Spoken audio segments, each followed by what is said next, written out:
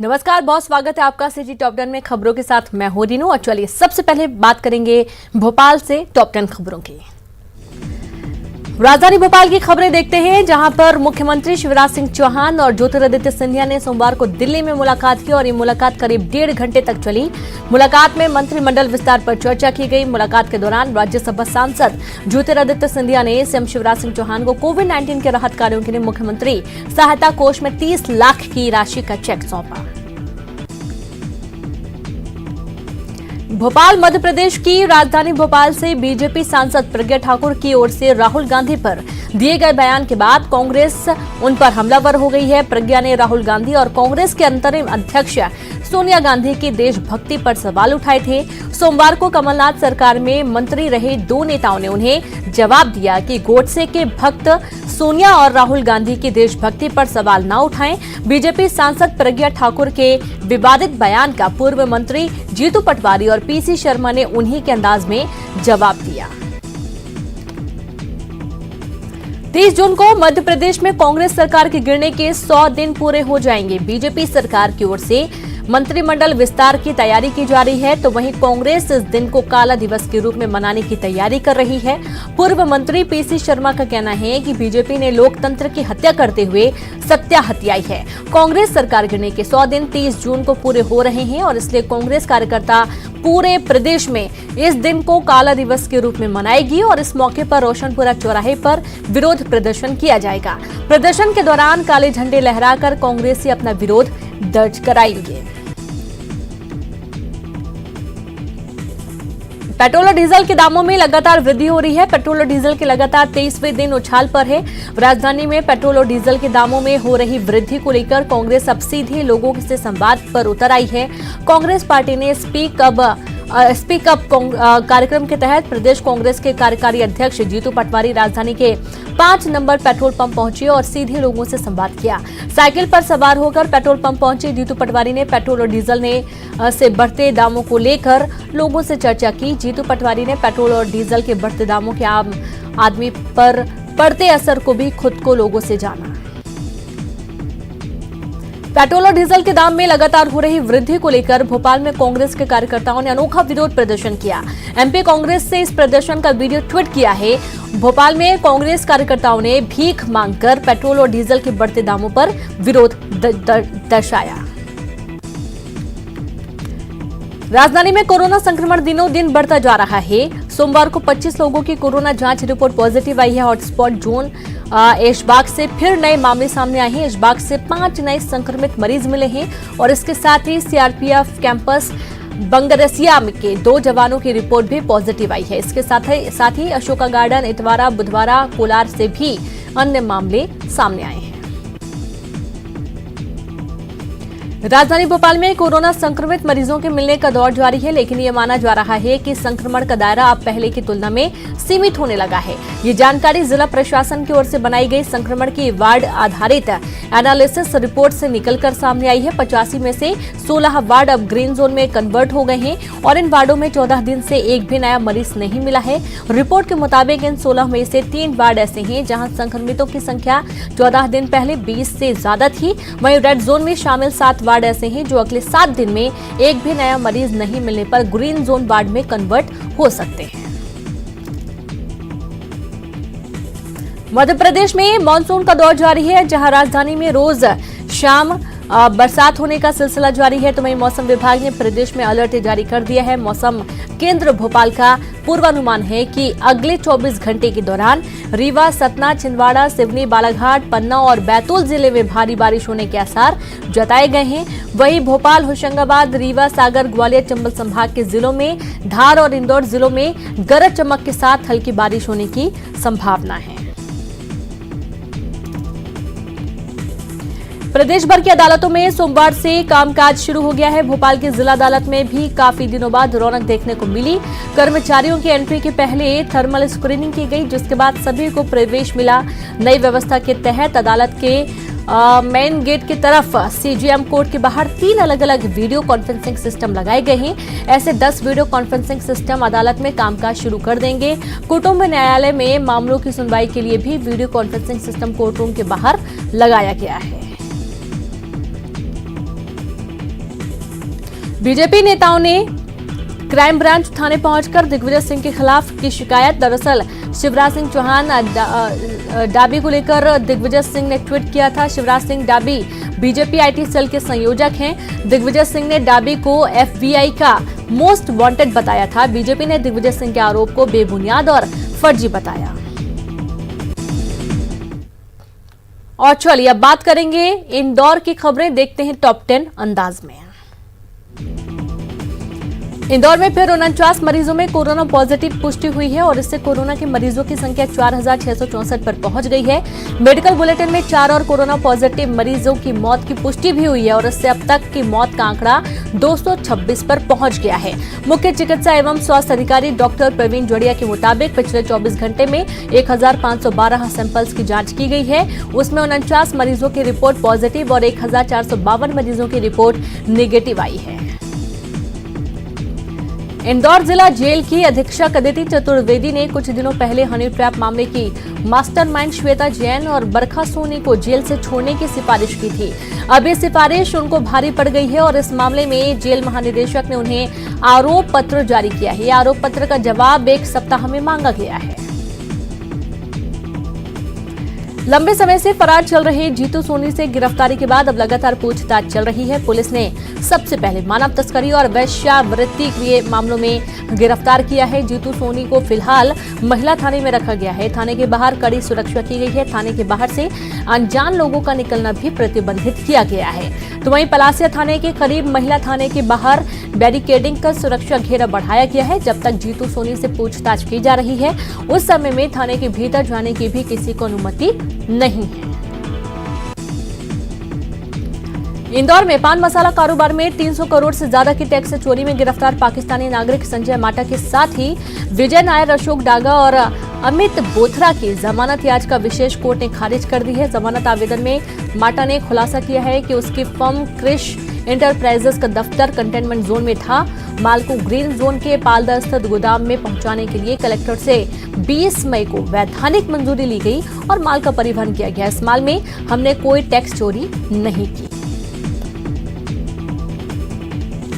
हर साल जून अंत तक 125 से 135 करोड़ रुपए तक का अग्रिम कर वसूलने वाले नगर निगम इंदौर को इस साल तगड़ा झटका लगा है। जून खत्म होने को है और अब तक निगम खाते में अग्रिम कर के रूप में 35 करोड़ रुपए की बमुश्किल जमा हुए हैं और लॉकडाउन तो इसकी एक वजह है ही, लेकिन सबसे बड़ी वजह अग्रिम कर भरने वालों को दी जाने वाली छूटों में बड़ी कटौती की है। फिलहाल नगर निगम खाते में रोजाना औसतन 90 लाख से 1.25 करोड़ रुपए तक की राशि जमा हो रही है। इंदौर के कैलोद करताल में अवैध खनन का मामला उजागर होने के बाद जिला प्रशासन अब सभी खदानों की जांच कराने जा रहा है। प्रशासन ने तय किया है कि 3 साल में जितने भी खदानों को अनुमति दी गई है उनका परीक्षण किया जाएगा। इसमें ये देखा जाएगा कि खदान का आवंटन कब और कितने क्षेत्र के लिए हुआ था। प्रशासन की जानकारी में ऐसे मामले भी आए हैं कि 5 एकड़ की खदान दी गई थी, लेकिन खनिज माफिया 50 एकड़ तक खोदे चले आ रहे हैं। यूजी पीजी कोर्स में जनरल प्रमोशन दिए जाने को लेकर हरी झंडी मिलने के बाद अब देवी अहिल्या विश्वविद्यालय इंदौर की चिंता बढ़ गई है। कारण यह है कि 3 लाख से ज्यादा विद्यार्थियों का आकलन कर उनके पुराने परीक्षा परिणामों के समीक्षा के आधार पर नया रिजल्ट जारी करना है। ऐसे में काम बांटने के लिए विश्वविद्यालय ने बीच का रास्ता निकाला है। अधिकारियों के मुताबिक प्रत्येक कॉलेज को उनके यहाँ पढ़ने वाले विद्यार्थियों का आकलन करना होगा। फिलहाल विश्वविद्यालय उच्च शिक्षा विभाग की गाइडलाइन का इंतजार कर रहा है।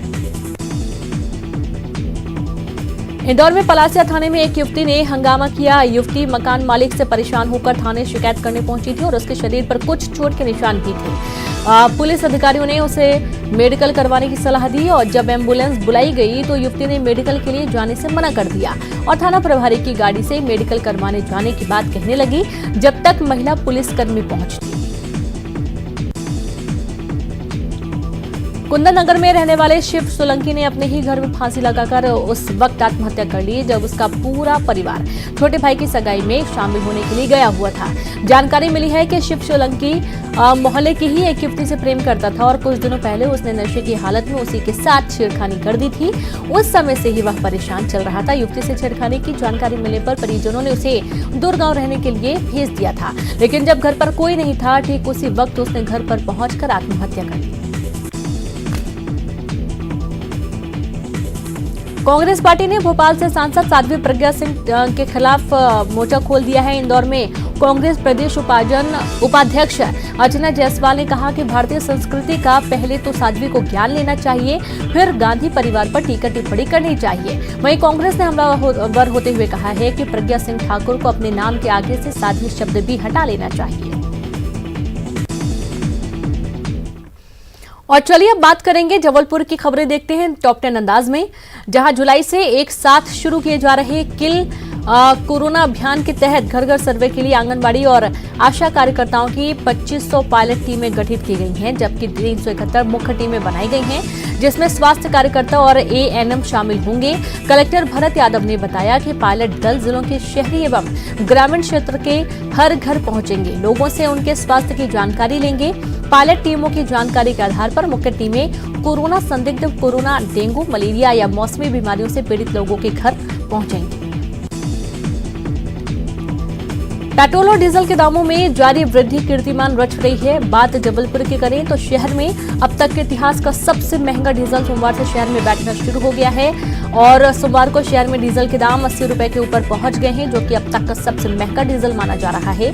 शहर के इतिहास में कभी भी इतना महंगा डीजल नहीं बिका, लेकिन सोमवार के दिन डीजल के दामों में हुई वृद्धि ने हर किसी को चौंका दिया है। लाजमी है कि अब इस महंगाई का असर अन्य रोजमर्रा की वस्तुओं में भी पड़ेगा। कोरोना से स्वस्थ होने पर मेडिकल कॉलेज के सुपर स्पेशलिटी हॉस्पिटल से देर रात 3 व्यक्तियों को डिस्चार्ज किया गया है। डिस्चार्ज किए गए व्यक्तियों में आईटीआई बढ़ोताल निवासी 60 वर्ष की महिला, खालसा कॉलेज के पास महानंदा में रहने वाले 25 वर्षीय युवक और सराफा चेक नुनहाई निवासी 40 साल का पुरुष शामिल है। कोरोना संक्रमण से मुक्त होने पर डिस्चार्ज किए गए इन 3 व्यक्तियों को मिलाकर जबलपुर में कोरोना से स्वस्थ हुए व्यक्तियों की संख्या 312 हो गई है। बीते 24 घंटे में 4 पॉजिटिव मिलने के साथ ही जबलपुर में कोरोना संक्रमित 396 हो गए हैं। इनमें से 14 की मृत्यु हो गई है। जबलपुर में कोरोना के एक्टिव केस अब 70 है। मध्य प्रदेश पुलिस एक ऐसा पोर्टल शुरू करने जा रही है जिससे चोरी के वाहन आसानी से पकड़े जा सकेंगे। कुछ ही दिनों में यह पोर्टल चालू हो जाएगा, जिसमें चोरी हुए वाहनों का आसानी से पता लग सकेगा। इसमें ऑटोमेटिक नंबर प्लेट रिकॉग्निशन कैमरे लगाए जा रहे हैं। दरअसल व्हीकल डिटेक्टर पोर्टल एक ऐसी व्यवस्था है जिसमें मध्य प्रदेश के सभी थानों से चोरी वाहनों का डाटा है और साथ ही रोजाना जितने वाहन चोरी हो रहे हैं उसका डाटा भी हो रहा है। यह पोर्टल शहर में लगे ऑटोमेटिक नंबर प्लेट रिकॉग्निशन कैमरे से जुड़ा होगा। शराब ठेकेदारों और सरकार के बीच चल रहे विवाद में न्यायालय ने सभी याचिकाओं पर अंतिम सुनवाई होने के बाद फैसला सुरक्षित रख लिया है। प्रदेश भर से 40 से ज्यादा शराब ठेकेदारों की याचिकाओं पर न्यायालय ने विगत 1 महीने में समय समय पर सुनवाई करते हुए जरूरी दिशा निर्देश भी जारी कर दिए हैं। मूल रूप से ठेका होने के साथ ही मार्च महीने में लगा लॉकडाउन और उसके बाद शराब की दुकानें और आहतों के बंद होने से बिड राशि कम करने की मांग ठेकेदार लगातार करते रहे, लेकिन सरकार ने उनकी नहीं मानी। मंडला जिले में एनएसयूआई कार्यकर्ता की हत्या के विरोध में सोमवार को प्रदेश भर में एनएसयूआई कार्यकर्ताओं ने पुलिस अधीक्षक और आईजी के जोनल कार्यालय का घेराव कर विरोध प्रदर्शन किया। जबलपुर में आईजी कार्यालय के बाहर जमा हुए एनएसयूआई की कार्यकर्ताओं ने बीजेपी सरकार आने के साथ ही प्रदेश में बढ़ रहे अपराध के ग्राफ को लेकर चिंता जाहिर की है। वहीं जबलपुर संभाग के मंडला और उमरिया जिले में हुई 2 दर्दनाक घटनाओं का भी उल्लेख किया गया है। कार्यकर्ताओं ने मांग की है कि बदमाश और गुंडे बेखौफ होकर अपनी करतूतों को अंजाम दे रहे हैं। यही वजह है कि सरकार बदलते ही अपराधियों ने रफ्तार पकड़ ली है। जबलपुर के बाल संप्रेक्षण गृह से एक बार फिर बच्चे भाग निकले। घटना सुबह सुबह हुई जब संप्रेक्षण गृह के कर्मचारी बच्चों को नित्य क्रिया के लिए बाहर लेकर निकले थे। तभी 2 बच्चे कर्मचारियों को चकमा देकर संप्रेक्षण गृह की दीवार फांदकर निकल गए। इसके बाद कर्मचारियों ने वरिष्ठ अधिकारियों को सूचना दी और बच्चों की तलाश शुरू कर दी। दोपहर तक बच्चों की तलाश में जगह जगह पतासाजी की, लेकिन उनका पता नहीं चल पाया। रविवार को टोटल लॉकडाउन के दौरान भाजपा द्वारा कांग्रेस के पूर्व मुख्यमंत्री का पुतला दहन करना कांग्रेस के लिए एक बड़ा मुद्दा बन गया है। कांग्रेसी लगातार इस आंदोलन को लेकर भाजपा को घेरने में जुटे हैं। राज्यसभा सांसद विवेक तनखा के ट्वीट के बाद अब कांग्रेस की लीगल सेल इस आंदोलन को लॉकडाउन में करने के विरोध में आ गई है।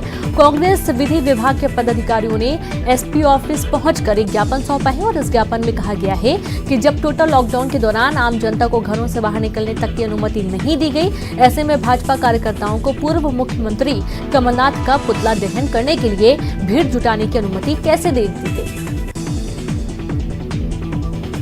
लॉकडाउन के दौरान निजी स्कूलों द्वारा अभिभावकों से फीस वसूली बदस्तूर जारी है, जबकि सरकार भी निर्देश जारी कर चुकी है कि किसी भी अभिभावक से ट्यूशन फीस के अलावा अन्य किसी प्रकार का शुल्क ना लिया जाए। जबलपुर के कई निजी स्कूल अभिभावकों को फोन करके सभी प्रकार के शुल्क जमा करने, किताब, कॉपियां और ड्रेस स्कूल के माध्यम से खरीदने के लिए दबाव बना रहे हैं। प्रदेश, देश और जिले में अभी कोरोना मरीज लगातार बढ़ रहे हैं और स्कूल खुलने की कोई गुंजाइश नहीं है। एक तरफ कोरोना संकट और दूसरी तरफ स्वास्थ्य विभाग की लापरवाही की जी का जंजाल बनी हुई है। लोगों को पर्याप्त इलाज नहीं मिल पा रहा है, तो वहीं स्वास्थ्य विभाग दवाइयों को नदी में बहा रहा है। ताजा उदाहरण ग्वारी घाट में सामने आया है, जहां खारी घाट के पास नदी में दवाइयां तैरती हुई मिली हैं। सुबह सुबह दर्शन के लिए पहुंचे श्रद्धालुओं ने जब इन दवाइयों को देखा तो कांग्रेस के पदाधिकारियों को सूचना दी गई। उन्होंने दवाइयों को एकत्रित किया और कलेक्ट्रेट कार्यालय ले जाकर दिखाया गया। कांग्रेस नेताओं का आरोप है कि यह दवाइयां लोगों को दी जानी थी, लेकिन उन्हें नदी में बहा दिया गया, जो कि भ्रष्टाचार के संकेत दे रहा है। और यहाँ पर वक्त एक ब्रेक का है, हम जल्द हाजिर। सभी का स्वागत है सिटी टॉप 10 में और अब देखते हैं रायपुर की 10 टॉप खबरें टॉप 10 अंदाज में। तो छत्तीसगढ़ से यूपी की एयर कनेक्टिविटी जोड़ दी गई है। जुलाई से लखनऊ के लिए फ्लाइट सेवा शुरू की जाएगी और सप्ताह में 3 दिन रायपुर से लखनऊ के लिए फ्लाइट चलाने का निर्णय लिया गया है। बुधवार, शुक्रवार और रविवार को सेवाएं चलेंगी। अब यूपी से भी शहर जुड़ेगा। तो छत्तीसगढ़ में टिड्डी के हमले का खतरा अभी भी बना हुआ है। राज्य सरकार ने राजस्व और कृषि विभाग को अलर्ट तो किया है, साथ ही साथ कृषि विज्ञान केंद्र दिल्ली ने एक पत्र जारी कर टिड्डी से बचाव के तरीके बताए हैं। खेतों के मेड़ में आग जलाने, हल्ला कर भगाने, लाइट ट्रिप का प्रयोग सहित दवाओं के उपयोग के साथ ही 7 उपाय बताए गए। पीसीसी चीफ के रूप में मोहन मरकाम को 1 साल पूरा कर लिया है। मोहन मरकाम ने ट्वीट के माध्यम से कार्यकर्ताओं को अपना संदेश पोस्ट किया, कार्यकर्ताओं के सहयोग की तारीफ की और साथ ही भाजपा के 15 वर्षों के कुशासन को भी उजागर किया। रायपुर में चौथे दिन भी अघोषित रूप से बस चालकों का आंदोलन जारी है। परिवहन विभाग को आदेश जारी किए गए आज 4 दिन हो गए हैं, मगर निजी बसों के पहिए आज भी थमे हुए हैं। टैक्स में छूट देने के साथ साथ अन्य मांगों को लेकर बसों का परिचालन रुका हुआ है और इस दिशा में पहल नहीं होने से आम लोगों को काफी परेशानियों का सामना करना पड़ रहा है। मौसम विभाग ने प्रदेश के कई जिलों में बारिश की संभावना जताई है। मौसम विभाग ने मध्यम से तेज बारिश को लेकर चेतावनी जारी की है। प्रदेश में इस बार जून माह में अच्छी बारिश हुई है। लगातार बारिश की वजह से खेती किसानी के काम में गति आई है। रायपुर जिले के अभिभावक परेशान हैं क्योंकि कोरोना महामारी के चलते स्कूलों में दाखिले का काम भी रुका हुआ है। शासकीय और निजी स्कूलों में एडमिशन का काम नहीं हो पा रहा है। सामान्य दिनों में अप्रैल माह में छात्र छात्राओं का दाखिला हो जाता था, मगर इस बार जून माह बीतने को है और दाखिला नहीं हो रहा। जुलाई में अब बच्चों का भर्ती स्कूलों में होगी और ऐसे अभिभावक लगाए बैठे हैं। अजय कुमार यादव होंगे रायपुर के एसपी। राज्य शासन ने पुलिस अधिकारियों की तबादला सूची जारी कर दी है और रायपुर के एसपी शेख आरिफ उप पुलिस महानिरीक्षक ईओ जबलू बनाए गए हैं। तो प्रदेश में कोरोना के मरीजों की संख्या रोज बढ़ रही है। रविवार को 92 नए मरीजों की पहचान हुई है। एक्टिव मरीजों की संख्या 619, कुल पीड़ितों की संख्या 2694 हो गई है। वहीं अब तक 2062 लोगों ने इस बीमारी को मात दी, वहीं 13 लोगों की जान भी चली गई।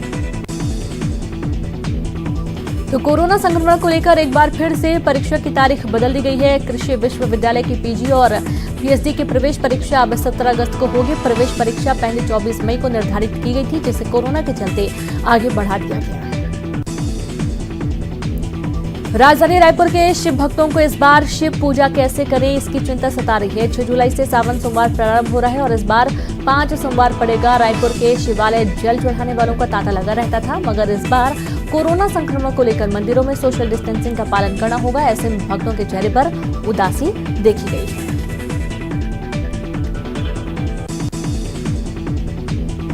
और चलिए अब देखेंगे बिलासपुर की खबरें टॉप 10 अंदाज में।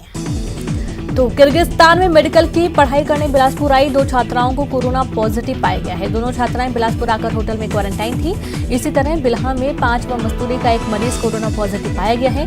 इनमें एक 6 साल की बच्ची भी शामिल है। पिछले 4 दिन से जिले में एक भी कोरोना संक्रमित मरीज नहीं मिलने से लग रहा था कि अब संक्रमण का खतरा समाप्त हो गया है, लेकिन रविवार को एक बार फिर जिले में कोरोना का ब्लास्ट हुआ। 7 कोरोना संक्रमित मिले, इनमें से 6 को कोविड अस्पताल भर्ती किया गया। तो गोंडपारा में अतिक्रमण हटाओ अभियान अब अंतिम चरण में है। रविवार को वाल्मीकि चौक से लेकर सनेश्वरी रपटा तक के 40 से अधिक दुकानों को तोड़ते हुए कब्जा खाली कराया गया। इसमें डेयरी, फल, ऑटोमोबाइल्स के साथ ही दूसरी दुकानें शामिल हैं। रपटा में लगी इन दुकानों में पिछले 50 सालों से कारोबार हो रहा था और साथ ही दुकानों के पीछे बनाए गए 30 से अधिक मकानों को भी खाली कराते हुए बुलडोजर चलाया गया। अरपा प्रोजेक्ट के तहत सभी बेजा कब्जाधारियों को हटाया जा रहा है। गुरु घासीदास सेंट्रल यूनिवर्सिटी में प्रवेश परीक्षा के लिए आवेदन की तारीख 30 जून तक बढ़ा दी गई है। अभी तक 21,580 स्टूडेंट्स ने ऑनलाइन आवेदन जमा किए हैं और इनमें से 19,500 आवेदन सही पाए गए हैं। कोरोना संकट के कारण सेंट्रल यूनिवर्सिटी शैक्षणिक सत्र 2020-21 के लिए प्रवेश परीक्षा आयोजित नहीं कर पा रही है। हर साल जून माह में प्रवेश परीक्षा आयोजित कर परिणाम घोषित कर दिए जाते थे, लेकिन इस बार लॉकडाउन के चलते प्रवेश परीक्षा समय पर नहीं हो पा रही है। यूनिवर्सिटी ने ऑनलाइन आवेदन प्रक्रिया 4 मई से शुरू की थी और अभी तक 3 बार अंतिम तिथि आगे बढ़ाई जा चुकी है। शहर में हुए करोड़ों के बैंक घोटाले में रविवार को पुलिस द्वारा आरोपी विश्वजीत भौमिक व पीड़ितों को तलब कर लोन के संबंध में पूछताछ की गई। पूछताछ में भौमिक ने 3 करोड़ रुपए उसके अकाउंटेंट अभिषेक बनर्जी के पास होना बताया। वहीं अभिषेक बनर्जी ने इस बात को सिरे से खारिज कर दिया। सिविल लाइन पुलिस जल्द ही बैंक ऑफ बड़ौदा की राजकिशोर नगर शाखा में लोन संबंधी दस्तावेज की जाँच करेगी।